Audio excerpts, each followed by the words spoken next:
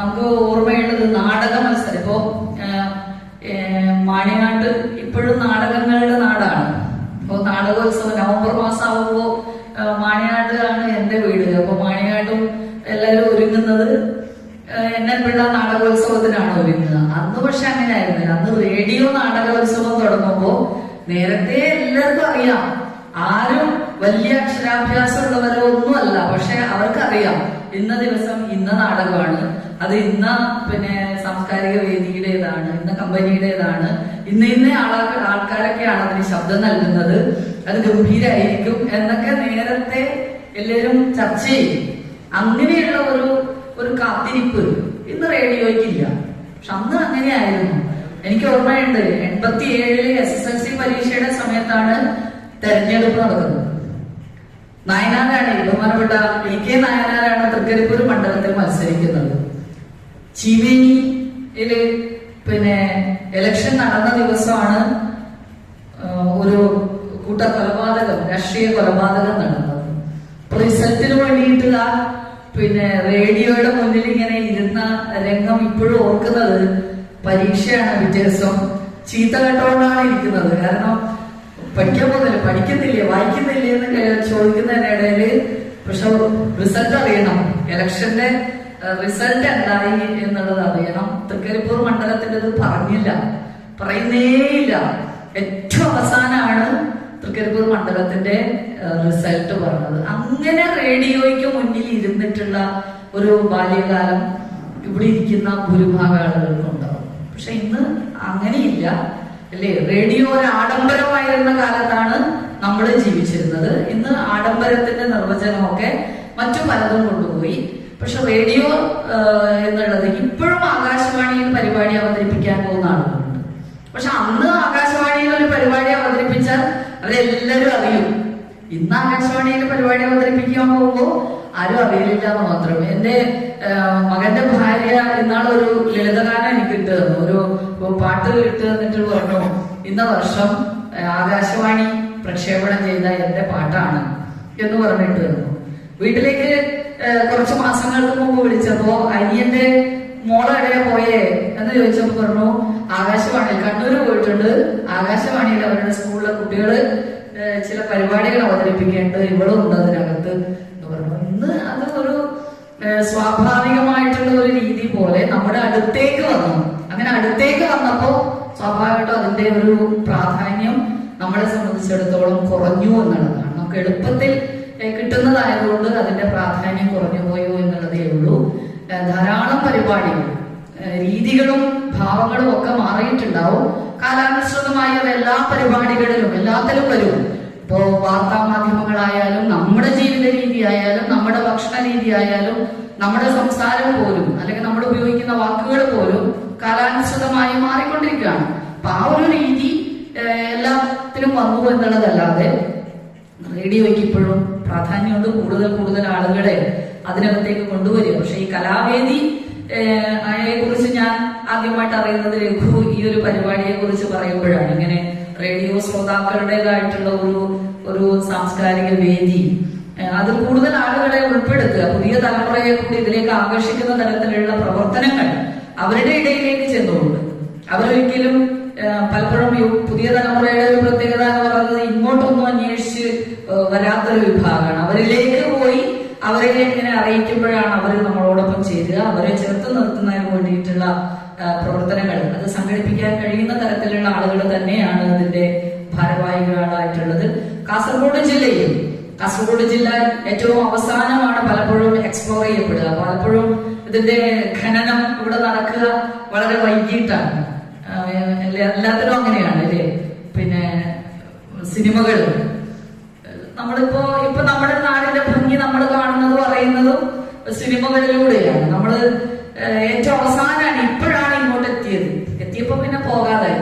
കാരണം അത്രയും സിനിമകൾ ഓരോ ദിവസവും ഈ ജില്ലയുടെ വിവിധ ഭാഗങ്ങളിലായിട്ടുണ്ട്. അപ്പൊ ഏറ്റവും അവസാനമായിട്ടാണ് ഖനനം ചെയ്യപ്പെടുന്നതെങ്കിൽ പോലും ഏറ്റവും മഹത്തരമായിട്ട് അവതരിപ്പിക്കപ്പെടുന്ന ഒരു ജില്ലയാണ് കാസർഗോഡ് ജില്ല. അതുകൊണ്ട് തന്നെ ഈ കഞ്ചീരവം കലാവേദിയുടെ പ്രവർത്തനങ്ങളിലും കാസർഗോഡ് ജില്ലയെ സംബന്ധിച്ചിടത്തോളം ധാരാളം ആളുകൾ, ധാരാളം കലാകാരന്മാർ, ധാരാളം സാംസ്കാരിക പ്രവർത്തകർ ഒക്കെ ഒക്കെ ഉൾക്കൊള്ളുന്ന, പിന്നെ മറ്റൊരു പ്രത്യേകത കൂടിയുള്ളത് വിവിധ ഭാഷകളുടെ ഒരു സംഗമ സ്ഥലമാണ് കാസർഗോഡ് എന്നുള്ളത്. അതും ഇത്തരത്തിലുള്ള പ്രവർത്തനങ്ങളെ സംബന്ധിച്ചിടത്തോളം വലിയ സാധ്യതകളുള്ള ഒന്നാണ്. കാരണം ഇപ്പോ ഈ ദൃശ്യ ചാനലുകളൊക്കെ കൂടുതൽ വന്നതിന് ശേഷമാണ് നമ്മുടെ ഒരു സ്ലാങ് ഒക്കെ അല്ലെ, സിനിമകളൊക്കെ വന്നതിന് ശേഷമാണ് നമ്മുടെ ഒരു സ്ലാങ് ഒക്കെ ഇങ്ങനെ എല്ലാവർക്കും മനസ്സിലാവുന്നതാണ്. മുമ്പൊക്കെ നമ്മള് സംസ്ഥാന കലോത്സവത്തിനൊക്കെ കുട്ടികളെ കൊണ്ട് പോയി കഴിഞ്ഞാല്, കലോത്സവത്തിന് കുട്ടികളെ കൊണ്ട് ഇങ്ങനെ വിവിധ ജില്ലകൾ തെക്കും നടുക്കും ഒക്കെ പോകുമല്ലോ. അപ്പൊ പലതും പറഞ്ഞാൽ മനസ്സിലാവില്ല. ഇവിടെ അരുണ ടീച്ചറുണ്ട്, അരുണ ടീച്ചർ ഞാനും ദുർഗയിൽ ഒരുമിച്ച് പ്രവർത്തിച്ചതാണ്. ചില വാക്കുകളൊന്നും പറഞ്ഞാൽ മനസ്സിലാവില്ല. ഇപ്പോ തൊടുപുഴ ന്യൂമാൻസ് കോളേജിൽ ഒരിക്കൽ പിന്നെ നമ്മുടെ കലോത്സവം ഉണ്ടായിരുന്നു. അപ്പോ ചോറ് വിളമ്പുകയാണ്.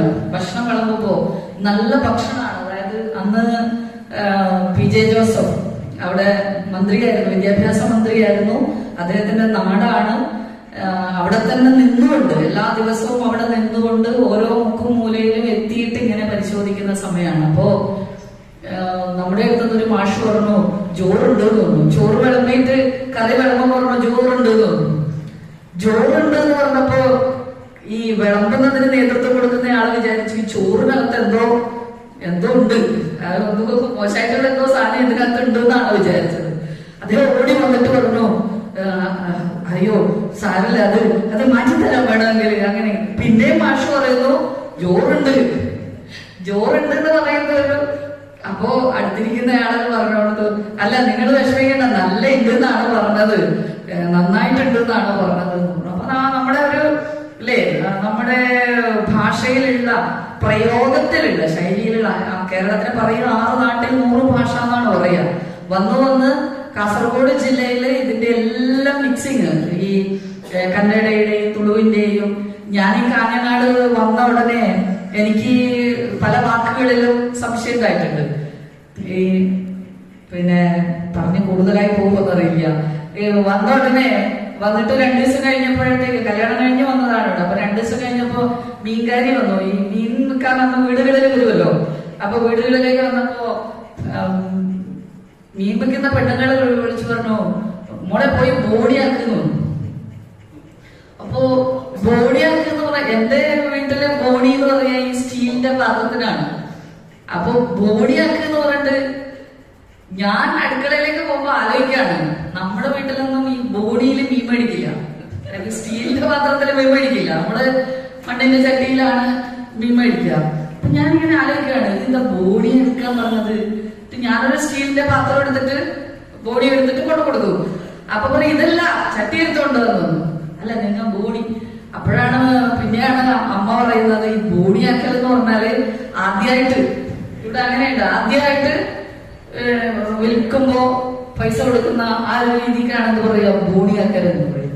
അപ്പൊ കുമ്പന്മാരുടെ കളത്തിലൂടെ ഇങ്ങനെ പോകുമ്പോ കുമ്പന്മാരുടെ ഇങ്ങനെ വിളിച്ചു പറയൂ ഉരുന്തും ഉരുന്തും ഉരുന്തും എന്ന് പറയും. എന്തുരുന്തല് നമുക്കറിയാം അല്ലേ? ഉരുന്തല് മനസ്സിലാവാൻ അവസാനം ഉരുന്തണ്ടി വന്നു. എന്താ ഉരുന്തൽ എന്ന് പറഞ്ഞാൽ വഴുതുന്ന. അപ്പൊ വഴുതി വീഴുന്നത് തന്നെയാണ് പറഞ്ഞത്. ഉരുന്തി വീഴൂ, ഉരുന്തും എന്ന് പറയുന്നത്. ആ ഭാഗത്ത് കന്നഡ സംസാരിക്കുന്നവരും ഒക്കെ ഉണ്ട്. അപ്പൊ ഈ ഒരു മിക്സിങ് ജാഥ ഇല്ലേ, ഇവിടുന്ന് ജാതല് അതിവിടെയുണ്ട്. ബയ്യത്തല്, ബൈക്കിള്, ജാതല്, ഉരുന്തല്, ഇങ്ങനെയുള്ള കാര്യങ്ങളൊക്കെ ഈ വാക്കുകളൊക്കെ ഇപ്പൊ കാസർഗോഡ് ജില്ലയ്ക്ക് സ്വന്തമായി ഒരു നിഘണ്ടു ഉണ്ടാക്കാൻ പറ്റുന്ന തരത്തിലുള്ള ഒരു അത്ര ഭാഷാ സമ്പന്നമായിട്ടുള്ള ഒരു ജില്ലയാണ്. അങ്ങനെയുള്ള ഒരു ജില്ലയ്ക്കകത്തെ സാംസ്കാരിക പ്രവർത്തനങ്ങൾക്ക് എന്ന് പറയുന്നത് വലിയ വൈവിധ്യം ഉണ്ടാക്കാൻ കഴിയുന്ന, ജനങ്ങൾക്കിടയിൽ വലിയ സ്വാധീനം ഉണ്ടാക്കാൻ കഴിയുന്ന, ലോകത്തിൽ തന്നെ ഒരുപക്ഷെ വലിയ രൂപത്തിൽ വ്യത്യസ്തമാർന്ന പ്രവർത്തനങ്ങൾ സംഘടിപ്പിക്കാൻ കഴിയുന്ന രൂപത്തിലേക്ക് നമുക്ക് പോകാൻ വേണ്ടി കഴിയും. അത്തരത്തിലുള്ള ഒരു സാംസ്കാരിക വേദിയായി ഈ കാഞ്ചീരവത്തെ മാറ്റാൻ വേണ്ടി ഇതിന്റെ സംഘാടകർക്ക് കഴിയേണ്ടതുണ്ട്. കാസർഗോഡ് ജില്ലയിലെ ഈ ഒരു പ്രവർത്തനത്തിന് അത്തരത്തിലായി മാറട്ടെ എന്ന് ആശംസിക്കുന്നു. ഈ ഒരു സുഹൃത്ത് സംഗമം അതിന്റെ ഭാഗമാകാൻ കഴിഞ്ഞതിലുള്ള സന്തോഷവും കൂടി രേഖപ്പെടുത്തിക്കൊണ്ട് സുഹൃത്ത് സംഗമം ഔപചാരികമായി ഉദ്ഘാടനം ചെയ്തതായി അറിയിച്ചു.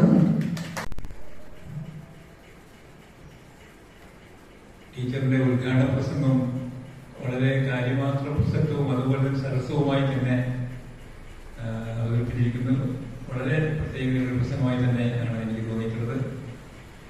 എന്തായാലും നമ്മുടെ സദസ്സിന് അനുയോജ്യമായ വിധത്തിൽ തന്നെ ചില ചടങ്ങ് നിർവഹിച്ച സന്തോഷം.